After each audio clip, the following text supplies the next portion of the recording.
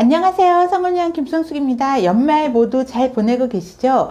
오늘은 특별히 나이에 더욱 예민해질 노총각, 노처녀 분들께 드리고 싶은 얘기를 할까 합니다.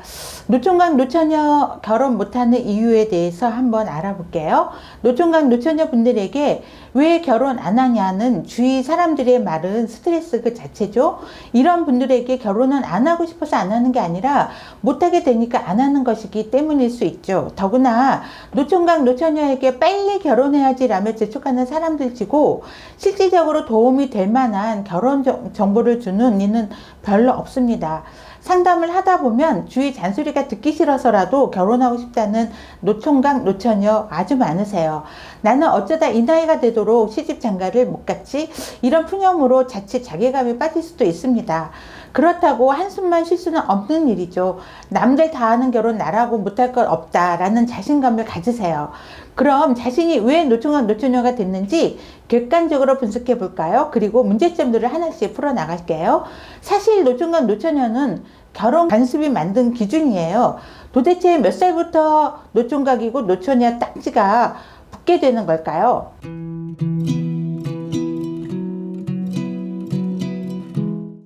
첫 번째, 노총각, 노처녀가 되는 원인들. 더 좋은 사람이 나타날 거야. 대다수의 결혼 상담가들이 공통적으로 지적하는 노총각, 노처녀가 되는 가장 큰 원인은 구체적인 배우자상을 확립하지 못했다는 말과도 일맥상통합니다. 막연히 좋은 사람을 기다리는 총각처녀는 노총각, 노처녀가 될 확률이 높습니다.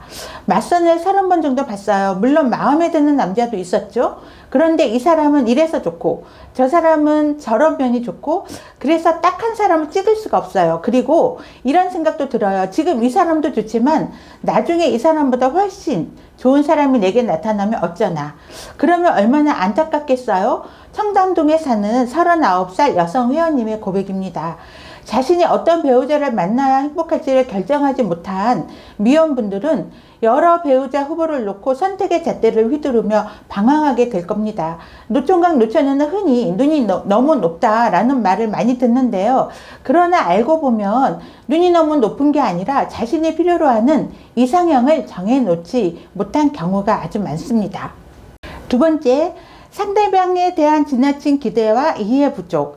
연애는 자주 하지만 곧잘 깨지는 경우죠. 노총각, 노처녀 중에는 연애는 늘 하지만 막상 결혼까지 꼴이 나기 전에 불발로 그치는 사람들이 적잖은 걸 볼 수 있어요.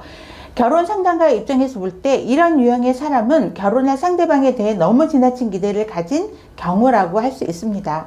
즉, 내 남자는, 내 여자는 반드시 이래야 한다.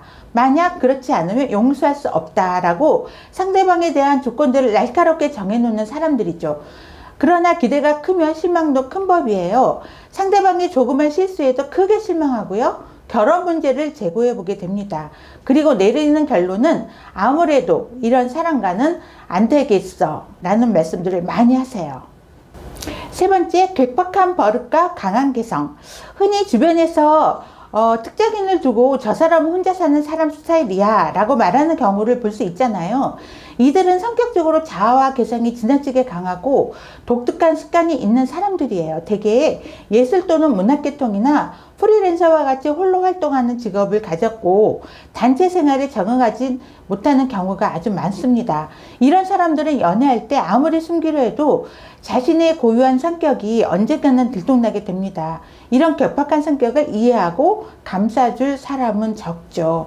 대부분 이런 괴팍한 사람과 살면 피곤하다는 생각을 갖고 있기 때문에 결혼 상담사들은 결혼도 일종의 단체 생활이라고 말합니다. 자신이 미혼 시절 갖고 있던 고유의 영역을 상대방을 위해 어느 정도 포기해야만 원만한 결혼 생활도 가능해지는 것입니다. 네 번째, 소극적 사고방식은 노총각이 되는 지름길에 대해서 알아볼게요. 적극적인 사고방식을 가진 남자치고 일과 결혼에 있어 뒤처지는 사람은 별로 없어요. 반대로 소극적인 사고의 남자는 대부분 직장 내에서 승진이 뒤처지거나 결혼도 늦어지는 경우가 많은 편이죠. 소극적인 남자는 마음에 드는 여자가 나타났을 때 첫 데이트 신청에 상당히 애를 먹곤 합니다. 시간 있으세요? 라는 두 단어의 말을 꺼내기가 그렇게도 힘든 것이죠. 이들이 무서워하는 건 데이트 신청 때 혹시 당할지 모를 거절입니다.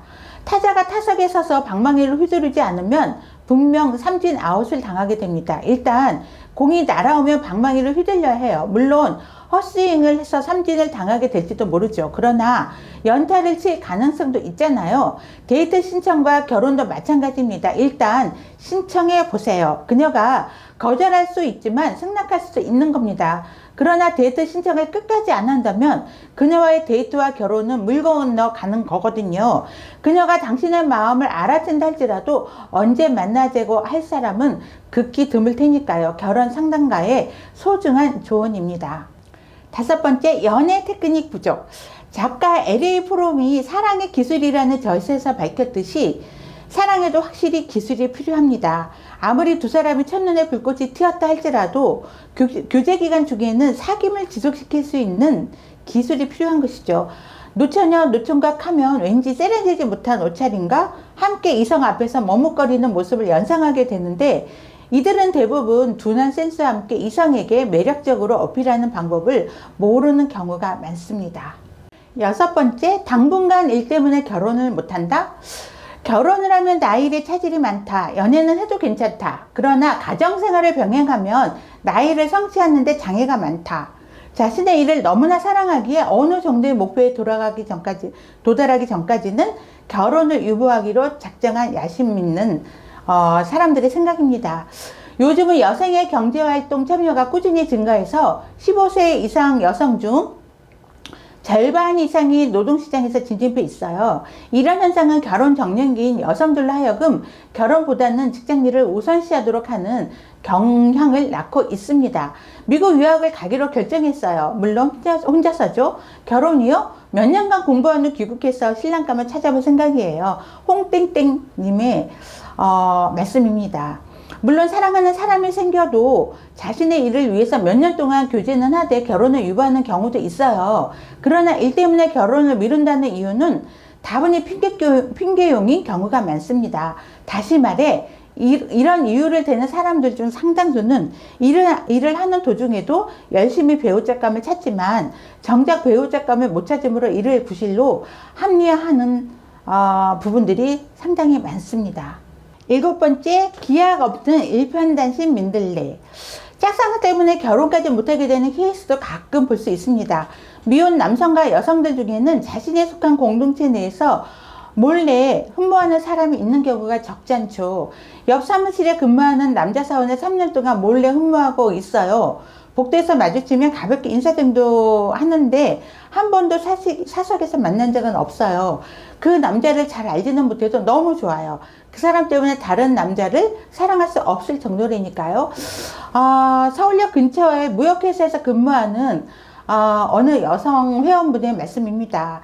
여자라는 자존심 때문에 먼저 데이트 신청을 할 수는 없다고 우기는 그녀인데요. 그러나 상대방 남자로부터 데이트 신청은 무소식이니 그녀로서는 애가 탈 수밖에 없겠죠. 8번째, 이성에게 매력 없이 비춰지는 것들에 대해서 알아볼게요. 첫 만남에서 상대방에게 거부감을 주는 것은 무엇일까요? 결혼정보회사에서 설문조사한 결과 남성은 첫 만남에서 잘난 척, 아는 척 하는 여자를 가장 싫어하고요. 여성은 느끼한 남자를 만나자마자 도망가고 싶은 남자 1위로 꼽았습니다. 연애할 때는 봐줄 수 있지만 결혼은 망설여지는 여자의 1위는 지나치게 개방적인 여자. 연애할 때는 봐줄 수 있지만 결혼은 망설여지는 남자 1위는 씀씀이가 해프고 끼 있는 남자가 1위로 많이 꼽혔습니다. 9번째, 노총각, 노처녀 탈출하기 위해서는 어떤 게 필요할까요? 구체적인 배우자상을 확립하셔야 합니다. 나에게 맞는 배우자는 이래야 한다는 구체적인 배우자상을 확립해야 돼요. 이런 사람은 좋고 저런 사람은 좋다 생각은 없애세요. 신체별, 직업별, 성격별로 조건을 정하셔야 되고요. 여기서 알아둘 점은 전체적으로 너무 완벽한 조건들만 설정하지 말라는 것입니다. 예를 들어 키 크고 잘생기고 원만한 성격의 직업 좋고 집안에 돈도 많을 것과 같은 이상형을 정하지 말아야 합니다. 대신 자신이 꼭 필요로 하는 조건 한두 가지에 중점을 두셔야 돼요. 가령 나 같은 사람에게는 명랑하고 활달한 성격의 배우자가 필요하다고 정한 다음에 다른 조건들에 대해서는 기대치를 낮추는 것이죠. 무조건적인 이상형과 결혼하는 것은 바람직하지 않습니다. 부족한 두 사람이 만나서 서로의 단점들을 보완해주는 관계가 이상적인 결혼이에요. 구체적인 배우자상을 확립하는 데 도움이 될 만한 기준이 있는데요. 바로 희망 조건 대신 금기 조건들을 정하는 것입니다. 즉, 나의 배우자는 반드시 이래야 한다는 조건을 정하는 게 아니라 나의 배우자는 이러면 안 된다 라는 식으로 정하는 것이죠. 예를 들어 나의 배우자는 술을 많이 마시면 안 된다 라는 식으로 설정을 해두면 배우자 선정의 폭은 훨씬 더 넓어집니다. 마지막으로 10번째, 유행에 민감하라. 노총각, 노처녀가 유행에 뒤처지는 것처럼 보기 흉한 것은 없습니다. 아저씨, 아줌마티가 물씬 풍기는 헤어스타일과 옷차림은 초라해 보이기까지 하죠. 이왕이면 나보다 젊은 감각으로 치장을 하셔야 돼요. 나이보다 젊어 보여서 손해볼 건 하나도 없습니다. 마냥 기다리지 말라. 11번째입니다. 하늘은 스스로 돕는 자를 돕는다. 나의 인연은 따로 있어. 외로워도 참고 기다려야지 라는 생각을 갖고 있는 노총각, 노처녀가 있다면 그들에게 기다리는 건 해받아 먹는 나이뿐입니다. 노총각, 노처녀라는 딱지는 그대로인 채 이런 생각은 감나무에서 감이 떨어지길 바라며 입 벌리고 있는 것과 마찬가지예요. 노총각, 노처녀는 여러 배우자 후보들과 많은 만남을 갖는 것이 중요합니다. 그러나 여기서 유의할 점이 있는데요. 20대 초반의 미팅처럼 첫눈에 교제 유무를 결정하지는 말라는 것이죠. 첫 인상과 외모에 의해 순전히 호감만으로 교제를 시작하는 건 지양하세요. 일단 상대방이 어떤 사람인지 알아보려면 최소한 3번은 만나봐야 합니다. 그런 다음 본격적으로 교제를 할 것인지 말 것인지 결정해도 늦지 않죠. 짝없는 노총각, 노처녀들에게 결혼정보회사는 사실 도움을 줍니다. 공신력 있는 결혼정보회사를 선택해서 한 달에 한두 번꼴로 이성을 소개받는 것도 필요한 일이죠. 그럼 여러분, 오늘 영상은 여기까지 하고요. 다음 영상에는 어떻게 하면 교제 시 서로에게 호감 갈 수 있는지에 대해서 알아보겠습니다. 감사합니다.